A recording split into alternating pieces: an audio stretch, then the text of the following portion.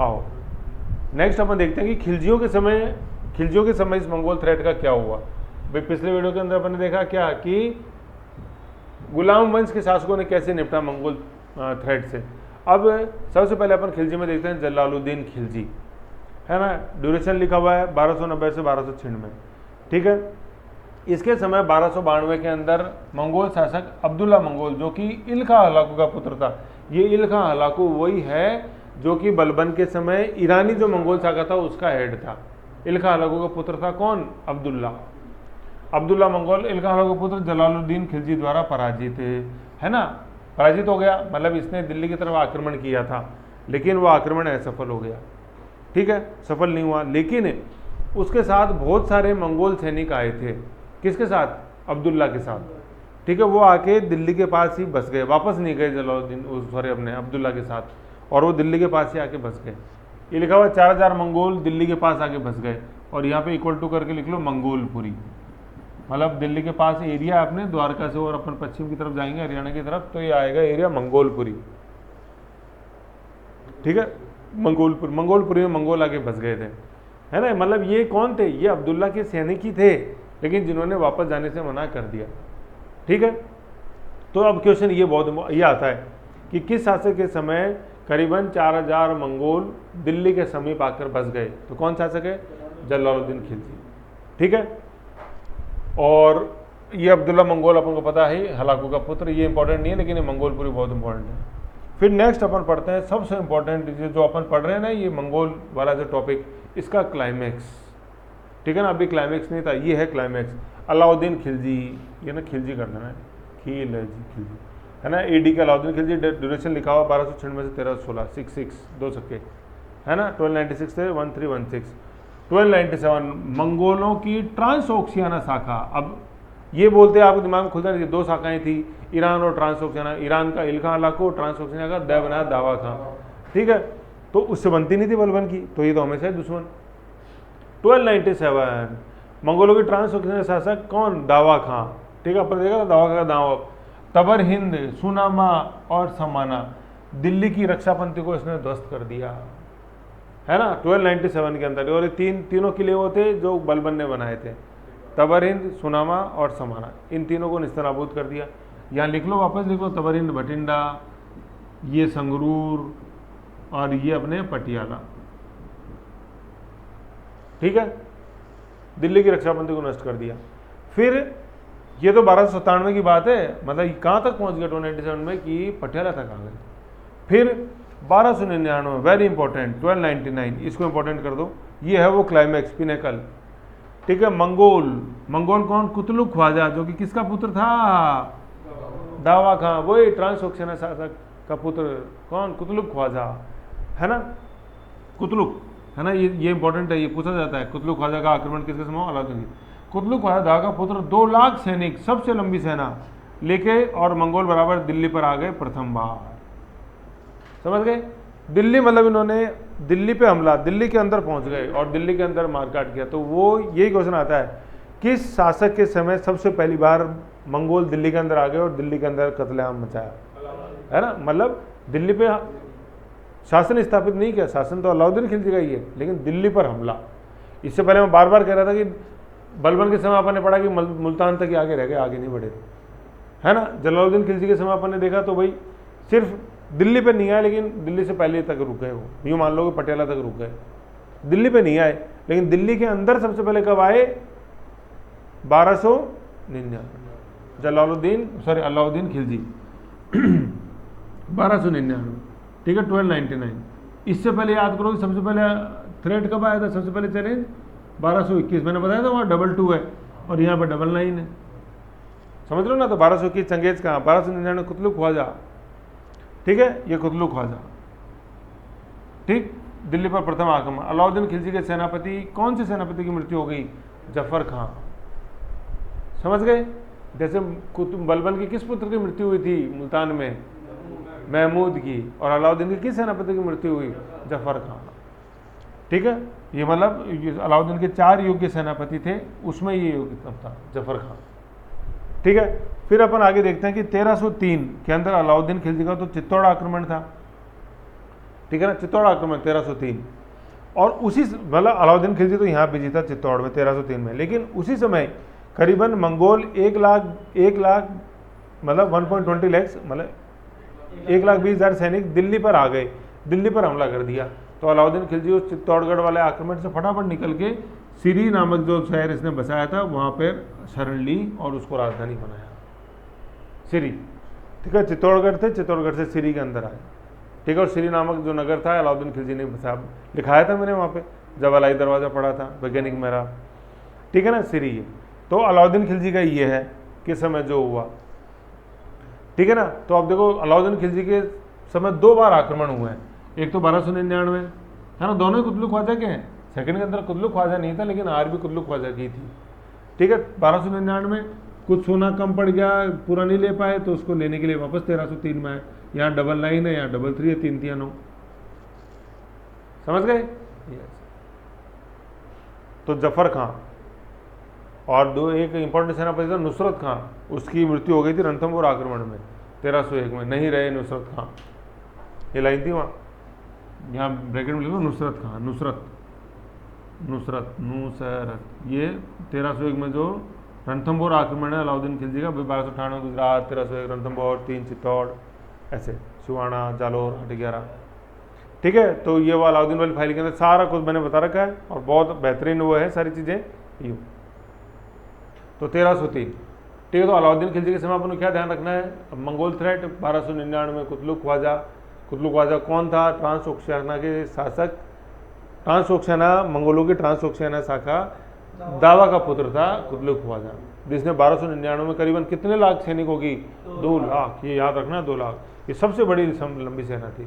क्योंकि क्या होता था पहले, ये होता था कि छोटी सेना लेके निकलते तो कुछ तो सिंधु नदी में रह गई, कुछ मुल्तान में रह जाती थी, कुछ तबरिंद में रह जाती थी, कुछ आगे सुनामा में रह जाती, कुछ समाना में रह जाती थी।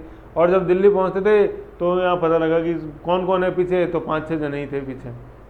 तो क्या कर लें यार अपन दिल्ली पे, ये स्टडी हुई उस समय, तो यार सेना लंबी लेके निकलो।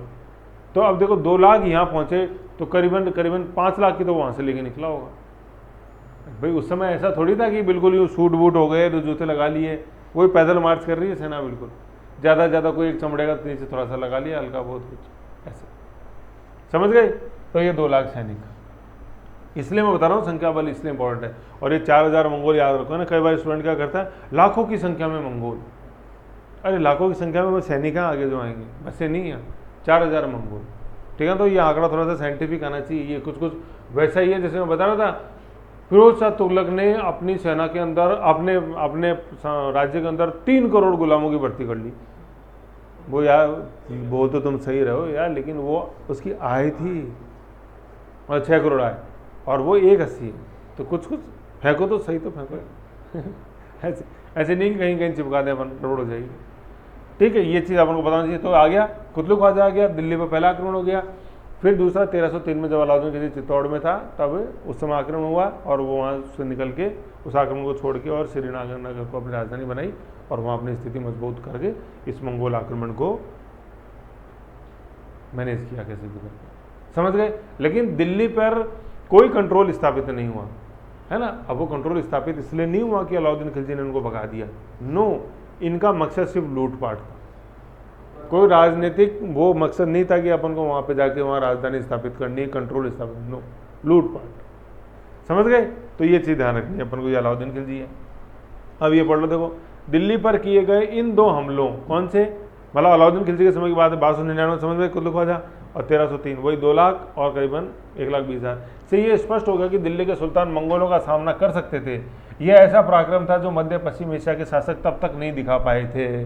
भाई वो तो भाग भाग के दिल्ली की तरफ आते थे, उधर मध्य एशिया के शासक तो पश्चिमी एशिया के आए कि नहीं आए, अलाउद्दीन मांगमणि देखा कि नहीं देखा अपन ने। साथ ही ये दिल्ली के सुल्तानों की एक कड़ी चेतावनी भी थी, है ना। जैसे तैसे अलाउद्दीन खिलजी ने अपने आप को बचा लिया, लेकिन कड़ी चेतावनी थी। अब अलाउद्दीन खिलजी है ना, खिलजी एक विशाल और चुस्त सेना, विशाल समझ गए, संख्या बल 2 लाख है तेरे पास, तो मेरे पास 10 लाख होंगे, और चुस्त स्टैंडिंग आर्मी, मैंने बताया था पूरी स्टैंडिंग आर्मी की परिभाषा बताई थी। सब डेली उठेगी, परेड करेगी, बिल्कुल रेडी पोजीशन में रहोगे तुम हमेशा, ठीक है ना। खड़ी करने के लिए गंभीरता से महत्वपूर्ण कदम उठाए। अब ये महत्वपूर्ण कदम क्या थे, दाग, हुलिया, चेहरा, ठीक है। फिर मैंने बताया था बाजार नियंत्रण क्यों चलाया, है ना, अपन ने पढ़े थे आर्थिक सुधार, वो क्यों, क्योंकि सेना रखनी है अपन को, नगद वेतन देना है, योग्यता के आधार पर सैनिकों को भर्ती करना है, किसी तरह का भ्रष्टाचार नहीं सेना के अंदर, कदम उठाए। और उसने व्यास के निकट किलों की मरम्मत कराई, झेलम, चिनाब, रावी, व्यास, सतलज है कि नहीं है, तो उसने देखा अरे बठिंडा वाले लाइन से तो इधर तो आ रहे हैं, इधर आए अपन, इस व्यास देखो बठिंडा वगैरह है, जैसे क्या है, एक बार निकालो शारदा एड्रेस निकालो पंजाबी, ये नीचे है सतलज नदी से, बठिंडा, संगरूर, पटियाला ये सब दक्षिण में है सतलज नदी के। अब सतलज के ऊपर देखो व्यास नदी दिख गई अपने को, और व्यास से ऊपर है रावी, ठीक है। तो अब व्यास के निकट, मतलब ये जो दोआब वाला प्रदेश है इसमें अपनी स्थिति मजबूत करो, व्यास के निकट किलों की मरम्मत करवाई, समझ गए। तो ये व्यास इसलिए इंपॉर्टेंट है कि सर सतलज में पहले हो चुका था, हाँ सतलज के नीचे है ये तबर, हिंद, सुनामा और समाना, ठीक है। फिर आगे पढ़ो, फलतः अगले साल होने वाले मंगोल आक्रमणों को उसने भारी नरसंहार के साथ विफल कर दिया। क्यों, अगर वो देखो कई बार मैंने बताया बाजार नियंत्रण सेना क्यों, सेना का नियंत्रण क्यों, क्योंकि मंगोल आक्रमण, आंतरिक विद्रोह तो होते ही होते थे, जैसे ही मादुद्दीन रेयान का बलबन के समय अपन ने देखा है कि नहीं है, सीधी मोला का विद्रोह इस समय हुआ, ठीक है। तो आंतरिक विद्रोह तो होते थे, लेकिन उससे ज़्यादा जरूरत था मंगोल थ्रेट, तो ये मंगोल थ्रेट, ठीक है। फिर क्या हुआ, 1306 के अंदर अपन देखते हैं कि दावा खां की मृत्यु हो गई और वहाँ पे गृह युद्ध चालू हो जाता है और मंगोल दिल्ली के लिए खतरा नहीं रहे, समझ गए, ये चीज़ है। फिर इसके बाद अपन जैसे देखते हैं कि अगला कब आक्रमण हुआ दिल्ली पे, भाई ये तो बात हो गई कब, 1303 चित्तौड़, लास्ट 1306 में मृत्यु हो गई 3 साल। 1398 के अंदर तैमूर का आक्रमण होता है, और उस समय वहाँ का शासक कौन था दिल्ली का, अपने तुगलक शासक, अंतिम तुगलक शासक नासिरुद्दीन महमूद तुगलक, समझ गए। और इसी के लिए जैसे फिर वो लिखा होता है, व्यंग्यात्मक रूप से कहा जाता है कि सुल्तान की सल्तनत दिल्ली से पालम तक सिमट के रह गई, तो ये वही पालम नासिरुद्दीन, बताया था नसरुद्दीन शाह तमिल मूवी की शूटिंग कर रहा है पालम एयरपोर्ट पे, तो वो तमिल मूवी तो ये तैमूर है, पालम एयरपोर्ट ये दिल्ली से पालम तक है, नासिरुद्दीन महमूद तुगलक, ठीक है। अंतिम तो आपको याद है ये मैंने बताया था, जैसे ये कैसे इसके समय कैसे आ रहा था, सब चला आ रहा था, अंधकार पड़ा था अपन ने, भूल गए अंधकार,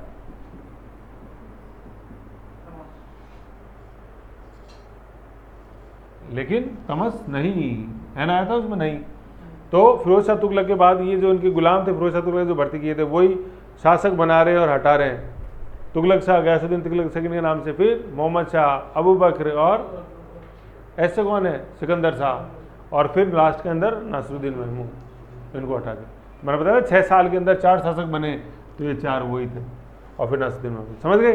तो ऐसे है, ये क्वेश्चन आता है दिल्ली से पालम तक किसके लिए कहा गया, या तैमूर का आक्रमण किसके समय हुआ, तो नासिरुद्दीन महमूद, नसरुद्दीन शाह याद रखो, और डेट क्या है 1398, है ना। इससे पहले एक है ना बीच में एक चीज़ और जोड़ लो आप, अलाउद्दीन खिलजी पढ़ रहे हैं, यहाँ खत्म हुआ, यहाँ तैमूर आ गया अपने, इससे पहले एक बगल में यहाँ ऊपर लिख लो MBT मोहम्मद बिन तुगलक, और मोहम्मद बिन तुगलक काल तो आपको अब अच्छी तरह पता है, क्या लिखूँ, जल्दी से बता दो फिर लिख दूंगा, फिर क्या बताओगे, ठीक है। अब मोहम्मद बिन तुगलक के अपन को समय क्या लिखना है, वही 4 में लिख लो एक बार आप, मैं टू द पावर 4, मित्र, है ना, मतलब ये उसमें भाई खुरासान अभियान वगैरह नहीं थे क्या यार, ऐसे क्या कर रहे हो, वो मंगोलों को चेक करने के लिए था, मित्र लिखोगे, मिस्र लिखोगे, ठीक है ना, एक मंगोल शासक लिखोगे, मंगोलों से दोस्ती करी, और मंगोल कौन उस समय, ख्वारिज्म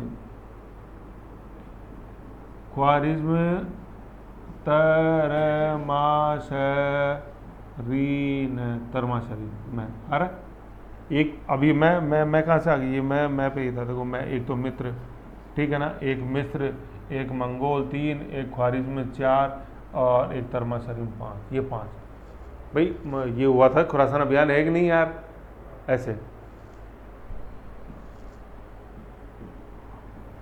यहाँ लिख लो, ये खुरासान अभियान, खुरासान अभियान, जो मोहम्मद बिन खुरासान अभियान था, वो भी मतलब जैसे अपन मंगोलों का जैसे अपन लिख रहे हैं, तो इसमें अपन थोड़ा सा जिक्र इसका भी करना जरूरी है।